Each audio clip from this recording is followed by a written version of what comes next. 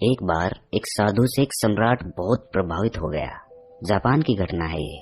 जब भी सम्राट अपने घोड़े को लेकर अपने राज्य का चक्कर लगाने के लिए निकलता तो उस साधु को रोज देखता। वो साधु एक वृक्ष के नीचे बैठा रहता, अपनी मस्ती में मस्त। कभी बांसुरी बजाता, कभी नाचता, कभी कोई गीत गुनगुनाता और कभी चुपचाप बैठा रहता, आकाश के तारों को देखता रहता। सम्राट जब भी उसके पास से अपने घोड़े पर सवार होकर निकलता तो वहां पर वो एक बार जरूर रुक जाता। उस साधु को देखे बिना उससे न रहा जाता था। छुपकर वो उस साधु की मस्ती को देखता और फिर वहां से चला जाता। धीरे धीरे इतना रस आने लगा उसे उस साधु में कि समय कब बीत जाता था उसे पता ही नहीं चलता था। वो सम्राट चुपचाप एक झाड़ी के पीछे छुपकर उस साधु की मस्ती देखा करता था। उस साधु की मस्ती ऐसी थी कि सम्राट जब उसे देखता तो वो भी मस्त होकर अपने घर लौटता। ये रोज का काम हो गया था। एक दिन वो सम्राट इतना भाव विभोर हो गया कि उस साधु के चरणों में गिर पड़ा और कहा कि महाराज, यहाँ मैं अब आपको और नहीं रहने दूंगा। वर्षा करीब आ रही है। इस वृक्ष के नीचे आप बारिश में कैसे रहोगे? मेरे महल में चलो, मुझ पर कृपा करो, मुझे सेवा का अवसर दो। ये सुनते ही वो साधु उठकर खड़ा हो गया, अपनी झोली उठा ली और कहा कि चलो। ये देखकर सम्राट को बड़ा सदमा लगा।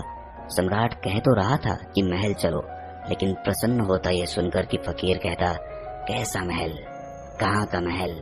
हम जहाँ हैं वहीं मस्त हैं। हम महल वगैरह में नहीं रह सकते, हमने तो कपड़ों का त्याग किया है। सम्राट के मन में तो ये सब सुनने की इच्छा थी। अगर साधु ने ऐसा कहा होता तो सम्राट उसके पैरों पर गिरकर कुछ और विनती कर लेता, लेकिन साधु तो तुरंत चलने को तैयार हो गया। तो सम्राट थोड़ा सदमे में आ गया। उसने सोचा, कहीं मैंने कोई गलती तो नहीं कर दी? इस आदमी ने मेरे साथ कोई चालबाजी तो नहीं की? ये कोई महल में घुसने की तरकीब तो नहीं लगा रहा कि यहाँ पर बैठकर बांसुरी बजाता रहा और कहीं ये इसका बांसुरी बजाना, ये मस्ती में नाचना, ये कहीं मुझे फंसाने के लिए कोई तरकीब तो नहीं है? क्या ये मछली को फंसाने के लिए कांटा तो नहीं फेंका गया था? फालतू ही चक्कर में पड़ा। सम्राट ने सोचा कि अब तो कुछ कह भी नहीं सकता। इसने एक मौका भी तो नहीं दिया। इसने ये भी तो नहीं कहा एक बार भी कि नहीं, मैं बहुत मजे में हूँ। क्या बारिश, क्या सर्दी, हमारे लिए सब एक है।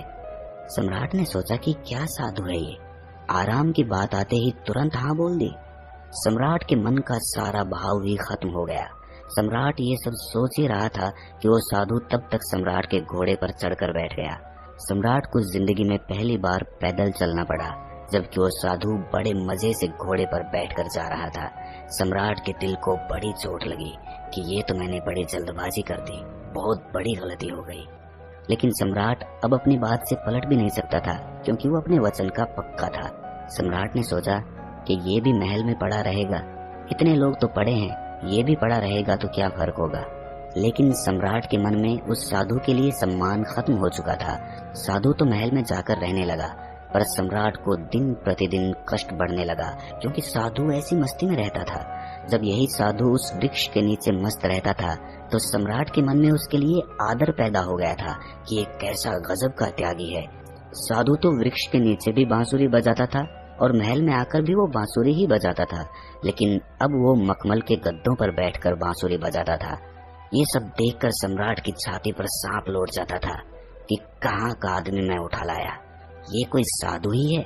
सम्राट से भी ज्यादा शान से वो रहता था। सम्राट को तो कुछ चिंता फिक्र भी थी। आखिर अपना साम्राज्य, अपना महल, अपनी धन दौलत, सैकड़ों चिंताएं थी, लेकिन उस साधु को तो कोई चिंता नहीं थी। वो तो बांसुरी बजाए, नाचे, मस्त भोजन करे। 6 महीने किसी तरह सम्राट ने बर्दाश्त किया, लेकिन बात बढ़ती गई। सम्राट के लिए सहना मुश्किल हो गया। एक दिन सम्राट ने कहा, महाराज, एक निवेदन करना है। अब मुझमें और आप में क्या फर्क है? साधु ने कहा, फर्क जानना चाहते हो? सम्राट ने कहा, हाँ महाराज। साधु ने कहा कि तुम 6 महीने क्यों फालतू परेशान रहे? ये बात तुम्हें उसी वक्त पूछ लेनी चाहिए थी जब मैं घोड़े पर बैठा था, क्योंकि मैंने तो देख ही लिया था कि ये बात तुम्हारे मन में उसी वक्त उठ गई थी। जब मैं झोला उठाकर राजी हुआ चलने को, उसी वक्त तुम्हारा चेहरा मैंने देख लिया था। ये प्रश्न तो उसी समय तुम्हारे भीतर था। अरे बुद्धू, तुमने 6 महीने तक अपनी छाती क्यों जलाई? वहीं पूछ लिया होता, मैं झोला डालकर फिर वहीं बैठ जाता। किस बात का संकोच कर रहे थे तुम? लेकिन मैं प्रतीक्षा कर रहा था कि देखूं कब तक तुम पूछते हो, तो कल सुबह फर्क बता ही देता हूं तुम्हें। लेकिन हाँ, गांव के बाहर बताऊंगा। सुबह सम्राट जल्दी उठा, उत्सुक था जानने को कि क्या फर्क है।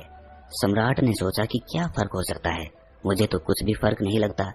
खाना जो मैं खाता हूँ वही वो खाता है और मुझसे भी ज्यादा मांगे करता है, ये लाओ वो लाओ। मैं जिस कमरे में रहता हूँ उससे भी ज्यादा सुंदर कमरे में रहता है वो। मेरा 2-3 नौकरों से काम चल जाता है, ये पूरे दिन 15-20 नौकर साथ रखता है।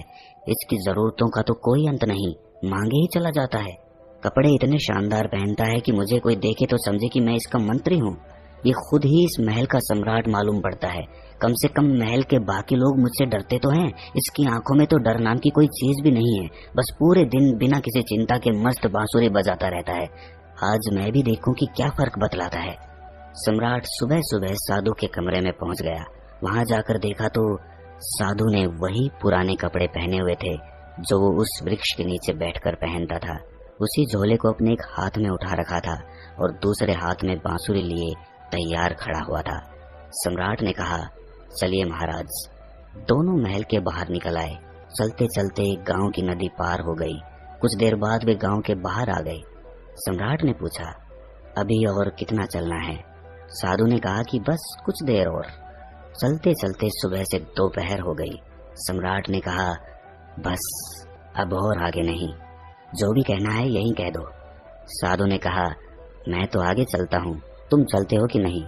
सम्राट ने कहा कि मैं कैसे चल सकता हूँ, मेरा महल, मेरी बीवी, मेरे बच्चे, मेरी धन दौलत सब कुछ मुझसे जुड़े हुए हैं। मैं तुम्हारी तरह फकीर थोड़ी ना हूँ जिसे किसी बात की कोई चिंता ही नहीं है। साधु ने कहा, बस यही फर्क है तुम में और मुझ में। मैं कहीं भी जा सकता हूँ, तुम नहीं जा सकते हो। मैं हर परिस्थिति में खुश रह सकता हूँ, लेकिन तुम नहीं। जब मैं उस वृक्ष के नीचे रहता था तब भी मस्ती से रहता था और अपनी जिंदगी के एक एक पल को जीता था। जब मैं तुम्हारे महल में चला गया वहां भी मैंने अपने अनमोल जीवन के एक एक क्षण को पूरी मस्ती और खुशी के साथ जिया। अब जब मैं कहीं और चला जाऊंगा तब भी ऐसे ही जीऊंगा। हम जहाँ जिस वक्त रहते हैं पूरे तरीके से वहीं रहते हैं। हम ना तो अपने बीते हुए कल के बारे में सोचकर पश्चाताप करते हैं और ना ही भविष्य की चिंता करके अपने वर्तमान को खराब करते हैं। हम तो बस आज में जीते हैं, क्योंकि हम समझ चुके हैं कि जीवन तो आज में है, अभी इसी पल को जीने में है। बस यही छोटा सा फर्क है तुझ में और मुझ में कि तुम्हें परिस्थितियां चलाती हैं और हम परिस्थितियों को चलाते हैं। तुम खुश रहोगे या दुखी रहोगे, क्या तुम्हारे आसपास होने वाली घटनाओं पर निर्भर नहीं करता है ये। लेकिन हमारे लिए ये घटना जिंदगी के सफर का एक हिस्सा मात्र है। अचानक सम्राट को महसूस हुआ कि अरे ये मैंने क्या कर दिया, इतने अद्भुत आदमी को गंवा दिया। 6 महीने इसके साथ सत्संग भी ना कर पाया, सत्संग करता भी क्या खाक। मेरे मन में तो यही चल रहा था कि ये तो एकदम साधारण आदमी निकला, खोटा सिक्का निकला जिसके ऊपर सोने की पॉलिश खुदी हुई थी, लेकिन अंदर से मिट्टी निकला। तुरंत ही सम्राट साधु के पैरों पर गिर पड़ा, बोला, नहीं महाराज, आगे नहीं जाने दूंगा। साधु ने कहा, देख मुझे कोई परेशानी नहीं है, ये रहा तेरा घोड़ा, मैं फिर इसी पर महल में वापस चला जाऊंगा, लेकिन फिर तुझे परेशानी होगी। ऐसा सुनते ही सम्राट के मन में वही विचार आया कि अरे ये साधु तो फिर से आसानी से मान गया।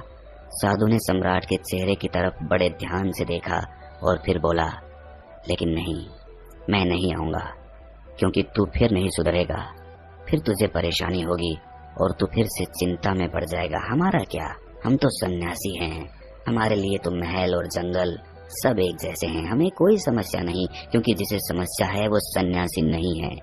मेरी बांसुरी जैसे महल में बजती थी वैसे ही जंगल में भी बजेगी और बजती ही रहेगी। ये कहकर वो साधु वहां से चल देता है और सम्राट वहीं खड़ा खड़ा उस साधु को जाता हुआ देखता रहता है। दोस्तों, अगर हम अपने जीवन को भी देखें तो हमें हमारी परिस्थितियां चला रही हैं। असलियत में एक इंसान अपनी परिस्थितियों का गुलाम होता है। अगर परिस्थितियां अच्छी चल रही है तो वो बहुत खुश रहेगा, लेकिन जैसे ही समय पलटता है आदमी दुखी होता चला जाता है। लेकिन क्या कभी आपने विचार किया कि जीवन सिर्फ परिस्थितियों पे ही निर्भर रहता है? क्या आदमी अपनी परिस्थितियों से ऊपर उठकर एक नए जीवन को देख सकता है? अपने स्वरूप को पहचान सकता है? जरा इस बारे में जरूर सोचना और आखिर में आप पाओगे कि तुम भी अपनी परिस्थितियों से बाहर निकलकर एक नए स्वरूप को, एक नए जीवन को देखना तो चाहते हो, लेकिन तुम्हारी परिस्थितियां तुम्हें बार बार पीछे खींच लेती हैं। तुम परिस्थितियों के गुलाम हो चुके हो। तो कोई तो ऐसा रास्ता होगा जो हमें उन परिस्थितियों से बाहर निकालकर एक परमानंद वाले जीवन से साक्षात्कार करा दे। ऐसा कौन सा तरीका है? खुद से चिंतन करना, सोचना। चिंतन करने से ही आपको रास्ता मिलता है। मैं आपको सब कुछ नहीं बता सकता, सिर्फ एक राह दिखा सकता हूँ, लेकिन उस पर चिंतन तो आपको ही करना होगा। तो दोस्तों, कैसी लगी ये कहानी आपको? कमेंट सेक्शन में जरूर बताना, और अच्छी लगी हो तो इस चैनल को सब्सक्राइब जरूर कर लेना। तो मिलते हैं अगली किसी कहानी में, तब तक के लिए अपना ख्याल रखें।